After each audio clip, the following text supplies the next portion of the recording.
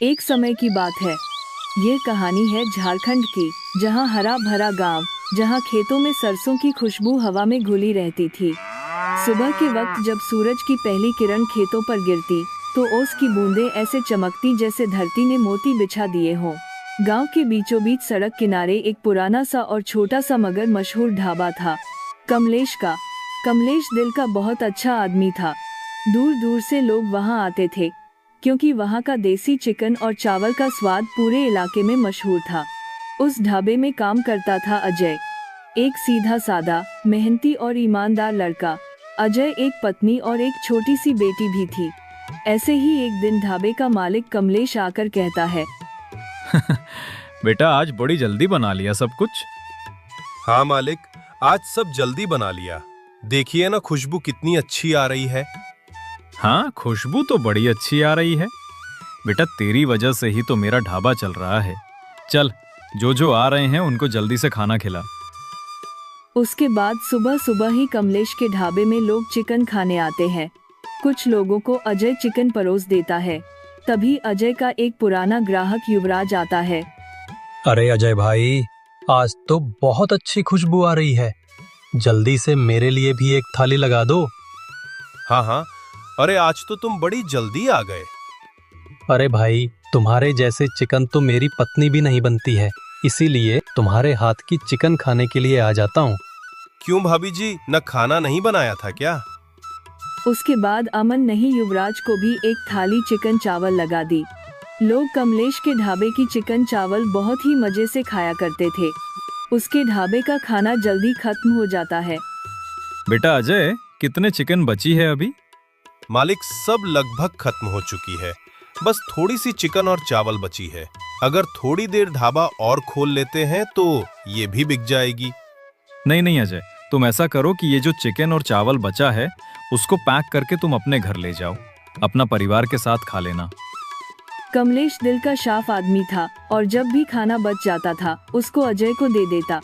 उसके बाद अजय खान को लेकर अपने घर आ जाता है। अजय के हाथ में एक थैला देखकर उसकी छोटी सी बेटी पायल रहती है। पापा पापा, क्या ले आए हो मेरे लिए? बेटा, आज भी थोड़े चिकन चावल बच गए थे, तो मालिक ने अपना घर ले जाओ कहकर दे दिया।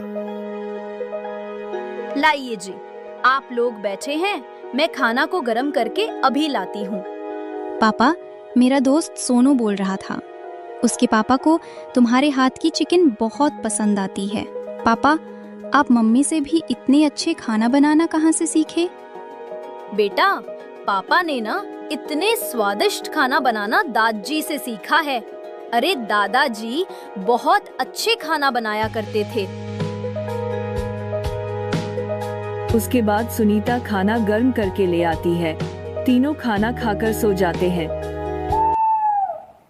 अगले दिन अजय खाना बना ही रहा होता है कि तभी अचानक से कमलेश की तबीयत खराब होने लगती है और वह गिर जाता है। मालिक, मालिक, क्या हुआ आपको? अजय जल्दी से अपने मालिक कमलेश को अस्पताल लेकर चला जाता है।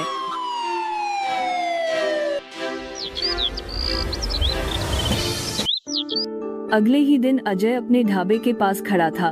तभी उसका ग्राहक युवराज आता है। हाँ हाँ, अरे अजय भाई, आज ढाबा कैसे बंद है? वो क्या है कि मालिक की तबीयत कुछ ठीक नहीं और उनके बेटे रोहित दिल्ली से आए हुए हैं, तो शायद आज से काम वही संभालेंगे। वे लोग ये बातें कर ही रहे थे कि तभी रोहित आता है। आप लोगों को पता तो चल ही चुका होगा कि पिताजी की तबीयत खराब है, तो अब से इस ढाबे को मैं चलाऊंगा। ठीक है मालिक, तो आप कहें तो हम अपना काम शुरू कर देते हैं। आज कितने लोगों का खाना बनाना है बता दीजिए। देखो अजय, मैं अपने ढाबे पर कुछ अलग तरह की चिकन बनाना चाहता हूँ, इसलिए मैंने दिल्ली से कुछ रसोइयों को बुलवाया हूँ। तो आज से तुम यहाँ पर काम नहीं कर सकते हैं, तुम अपने लिए कहीं और काम ढूंढ लो। रोहित के मुंह से यह बात सुनते ही अजय के पैरों तले जमीन खिसक जाती है और वह चौंकता हुआ कहता है, मालिक, आप ये कैसी बातें कर रहे हैं? अगर आज आप मुझे इस काम से निकाल देंगे तो मेरा घर कैसे चलेगा? और ढाबे से ही तो मैं अपना घर चला रहा था। मैं आपके आगे हाथ जोड़ता हूँ, कृपा करके मुझे इस ढाबे से मत निकालो। माफ करना अजय, मैं अपने पिता की तरह नहीं हूं। मुझे इस ढाबे को और बड़ा बनाना है, तो यहां तुम्हारा कुछ काम नहीं। अजय के बहुत विनती करने के बाद भी रोहित उसकी कोई भी बात नहीं सुनता है और अजय को ढाबे से निकाल देता है।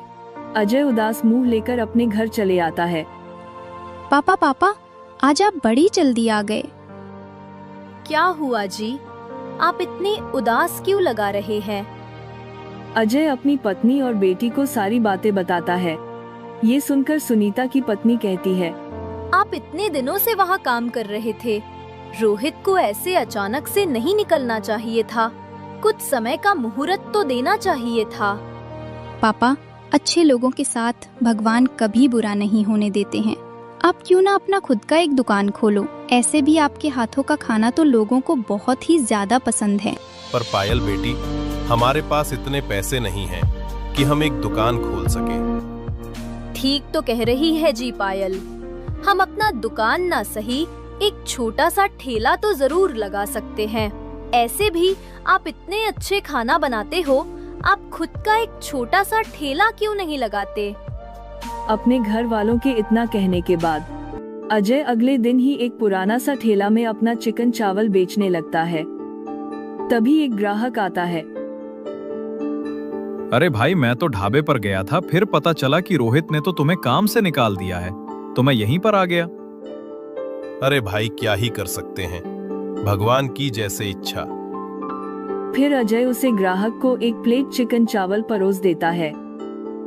अजय भैया, तुम्हारे हाथ की चिकन चावल सच में बहुत स्वादिष्ट है। पता नहीं रोहित ने तुम्हें काम से क्यों निकाल दिया।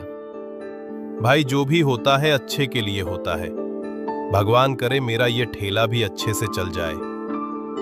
ग्राहक भी खाकर फिर चला जाता है। ऐसे ही उसके ठेले पर और ग्राहक खाने के लिए आ जाते हैं। ग्राहक अजय से अलग अलग तरह की चिकन मांगा करते थे, पर अजय तो एक ही चिकन बेचा करता था, तो ग्राहक बिना कुछ खाए वहां से चले जाया करते थे। ऐसे ही समय बिता जाता है। लोगों को अजय के हाथों की चिकन चावल खाने का आदत हो गया था, जिसके कारण लोग उसके यहाँ खाने के लिए आया करते थे। लेकिन पता नहीं क्यों धीरे धीरे उसके वहाँ ग्राहक आना काम हो जाते हैं। एक दिन फिर उसका पुराना ग्राहक युवराज उसके ठेले पर आता है। अरे अजय भाई, मेरे लिए स्पाइसी और देसी वाला चिकन तो लगाना जरा। बहुत दिन हो गए देसी और स्पाइसी वाला चिकन खाए हुए। अरे जब से रोहित ने तो ढाबा संभल है, तब तो खाने के दाम आसमान छू रहे हैं। पर युवराज भाई, मेरे पास तो बस चिकन ही है। वो तो ढाबे में काम कर रहा था, तब मैं देसी चिकन और नॉर्मल चिकन बनाया करता था। भाई, इसीलिए तो तुम्हारा ठेला अब नहीं चल रहा है। रोहित को देखो, वो भले ही दाम ज्यादा ले रहा है, पर अपने ढाबे में देसी चिकन, चिकन कोरमा और भी चीजें बेच रहा है। लोग वहां पर अपने अपने हिसाब से चिकन खा लेते हैं। तुम्हें भी ऐसा कुछ सोचना चाहिए भाई, वरना तुम्हारा ठेला तो चलने से रहा। ऐसा कहकर युवराज वहां से चला जाता है। इधर अजय सोच में पड़ जाता है और उसके बाद अपने घर चला आता है। अजय घर आकर सारी बात अपनी पत्नी को बता देता है। इसमें कौन सी बड़ी बात है जी? अब अगर लोग अलग अलग तरह चिकन मांग रहे हैं, तो आप अलग अलग तरह की बनाया करो ना। आप एक काम करो, आप 4-5 तरह की चिकन बेचा करो। 5 तरह की? क्या क्या बेंचू? Butter chicken, spicy chicken, desi chicken, chicken leg piece, chicken tandoori. हर कोई मसाला चिकन बोले तो उसमें ज्यादा मसाला डालकर बनाकर दे देना। ठीक है भाग्यवान, मैं अगले दिन से ही चिकन लाकर ये सब बनाकर बेचा करूंगा। उसके बाद अगले दिन ही अजय एक चिकन की दुकान पर चला जाता है और वहां से देसी चिकन और बॉयलर चिकन कटिंग करके ले आता है और सबको अच्छे से पकाता है। जब वह चिकन पकता है तो उसकी खुशबू पूरे मोहल्ले में फैल जाती है। फिर अजय अपने ठेला लगा लेता है। आज उसकी ठेला बहुत अच्छी दिख रही थी, क्योंकि उसके ठेले पर छोटे छोटे मटकों में अलग अलग तरह का चिकन जो था। तभी एक ग्राहक उसके पास आता है। अरे अजय भाई, ये छोटे छोटे मटका में इतना सारा चिकन क्या क्या है? हाँ, ये सब अलग अलग तरह के चिकन हैं। चिकन तंदूरी, चिकन मसाला, बटर चिकन, स्पाइसी चिकन और आप सबकी पसंद देसी चिकन। अरे वाह वाह, आज तो इतना कुछ खाने के लिए मिलेगा। जल्दी से मेरे लिए अलग अलग तरह की 2 प्लेट लगा दो। उसके बाद वह आदमी चिकन खाता है और देखते ही देखते उसके ठेले पर भीड़ लग जाती है। तभी एक दिन ही युवराज फिर उसके ठेले पर आता है। वाह हाज भाई, तुमने तो रोहित के दिल्ली से आए सेफ को भी फेल कर दिया। इतने अलग अलग तरह के चिकन जो बेच रहे हो, चलो मेरे लिए मेरी फेवरेट बटर चिकन लगा दो। हाँ युवराज भाई, लो ना।